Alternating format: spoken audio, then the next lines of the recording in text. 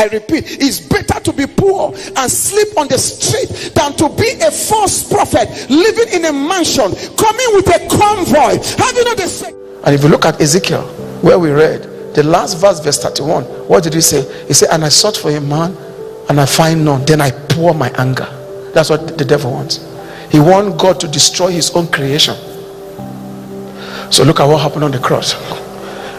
The whole world was kept in a state where there was no loyal heart for God to use to redeem Adam. And God came by himself and became man. You get my point? And became man and was loyal to himself for 33.5 years as man. Look at what he said. I can of my own self do nothing. As I hear, so I speak. Loyalty. Hebrew tells us that he was willing to die the death. He cried with strong tears to him who is able to save him from death. He got to a point in Matthew 27 where in the Garden of Gethsemane he said, Father, let this cup pass me, but not as I will. Loyalty came up. As you will. So God could not find anybody loyal enough to redeem man.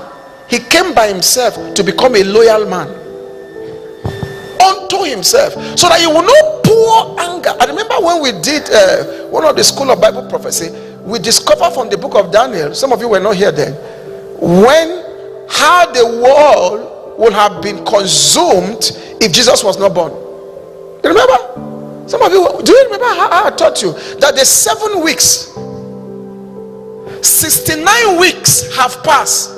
The calendar of God for the earth is this.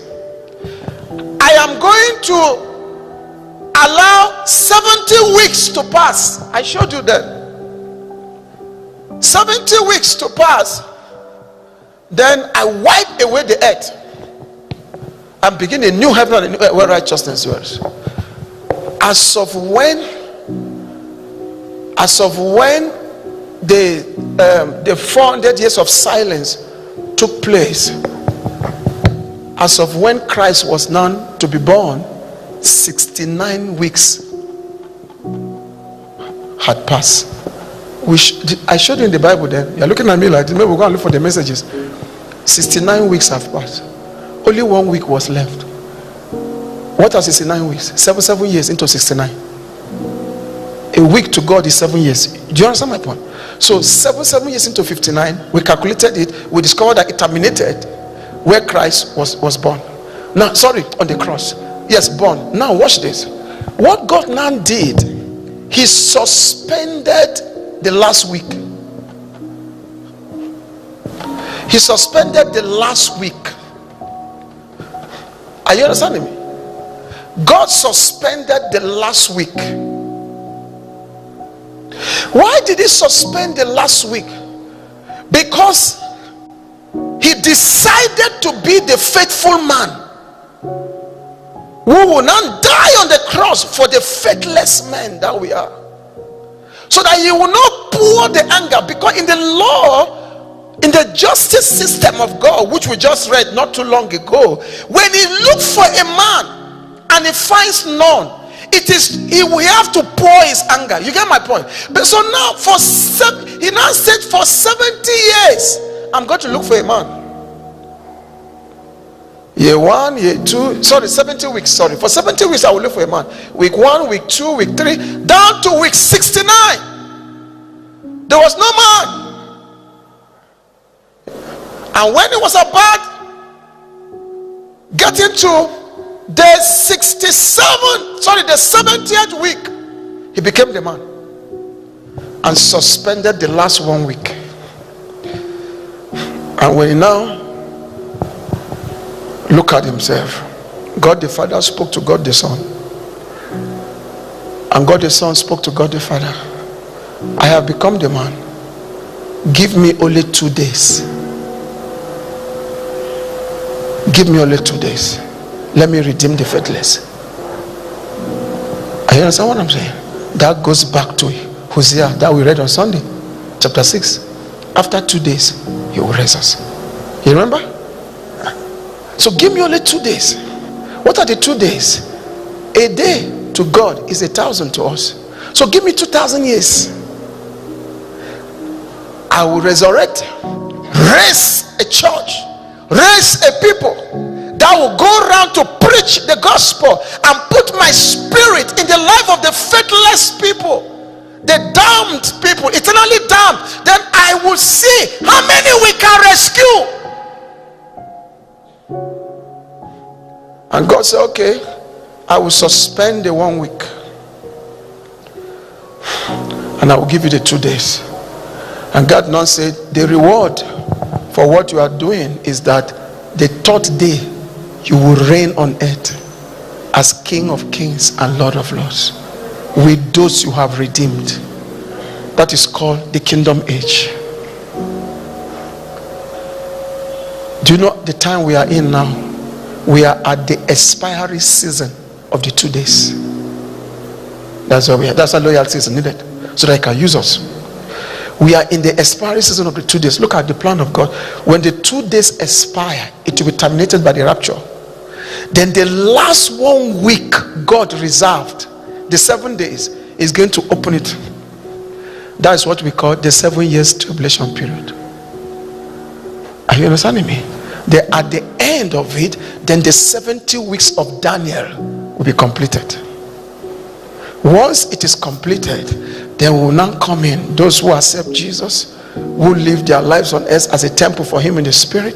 They will come back to the earth and rule for 1,000 years. That is the 3rd day.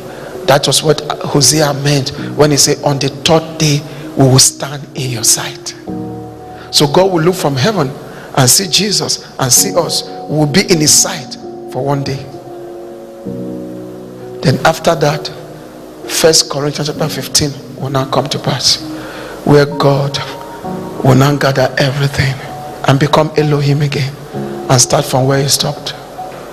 So tell your neighbor, you were born for such a time like this. There's only 1 week left for the earth. So what do you think the devil, the Bible says, you know that his time is short. So what do you think he's using his short time to do? To deplete loyalty from those that Jesus have rescued. Because as He rescued you, He put loyalty in your heart. That's the meaning of giving your life to Christ. That's the meaning of accepting Him as your Lord. The restoration of loyalty to God. He becomes your Lord. You no longer follow the flesh, you follow the Spirit. You submit your money, your time, your talent to God. Serve Him. So He has restored the loyalty. And the devil said, no, I would deplete it.